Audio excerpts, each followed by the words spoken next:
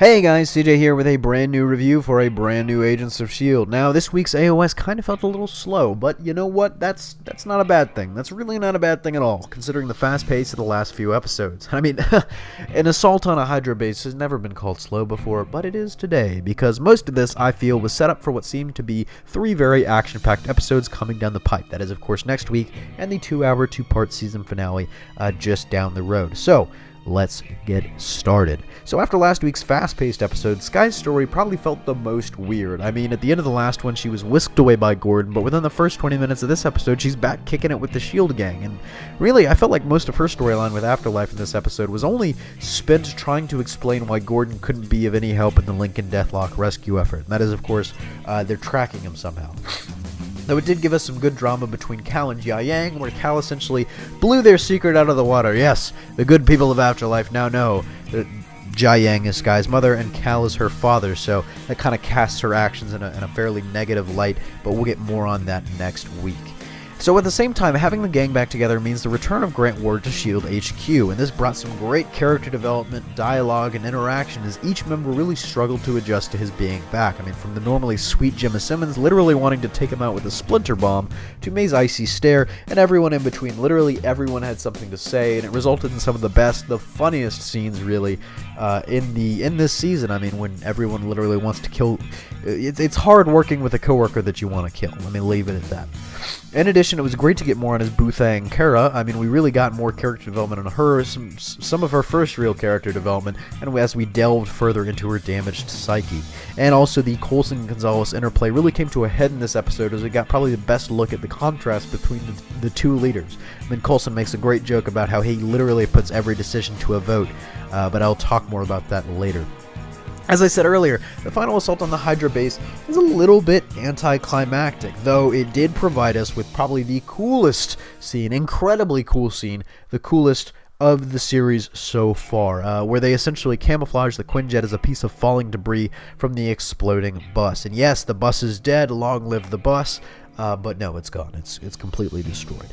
I mean, the issue with this is they essentially got in, got out, everybody lived, but they didn't really have a tough time of it. It really didn't feel like the stakes were that high, when really something like assaulting a Hydra base kind of feels like season finale stuff, but I digress. We did get to see Skye kick some major ass, both with her powers, very cool, and with her hands, and what will probably go down as one of the season's best fight scenes, as well as her saving somebody on the operating table. She literally saved Lucas's life with her powers. That was extremely cool. And while they managed to get everyone out okay, all in all, I kind of wish the actual assault had been a bigger part of the storyline. I mean, as it was like 20 minutes of actual action, less than 20 minutes, more like 10 minutes of actual action, with the rest of the episode being set up for the action. I kind of felt like it could have been something that was a lot bigger, kind of like last year's season finale. I kind of feel like attacking a Hydra base should be a big part of your storyline, but once again, I might just chalk that up to the season's fast pacing. Now, our Age of Ultron tie-in was actually very interesting, but as far as tie-ins go, it definitely ranks below last year's Winter Soldier crossover. And this time, 2 things happened. 1, Raina had a vision of the horrorscape that is to come when Ultron walks the Earth, and 2, Coulson is the one that tips off Maria Hill and the Avengers to the fact that Strucker has Loki's staff, which is, spoiler, the impetus for Age of Ultron's big opening action number. Now, it was great to see Kobe Smulders again, and the name drops for her and Fury really helped stick it to Gonzalez in a big way. I really loved that scene. So, all in all, while this was another good episode of AOU, I don't think it quite reached the high bar set in previous iterations, like directly previous. The last couple episodes have been great, and this to me was about an 8.0 out of 10. No decimals, just a solid 8.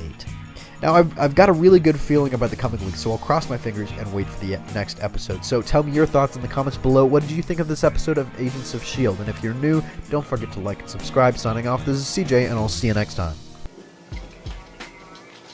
Oh hey, I hope you guys enjoyed what you just saw. I don't know what exactly you just saw, but I hope you guys enjoy it, and if you really did like it, go check out our other stuff. You know, we have social media, Facebook, Twitter, the link should be somewhere here.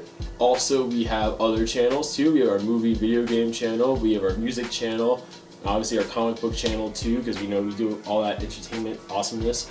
We also have a website. Go to our website, hybridnetworkyt.com. And check out our other videos.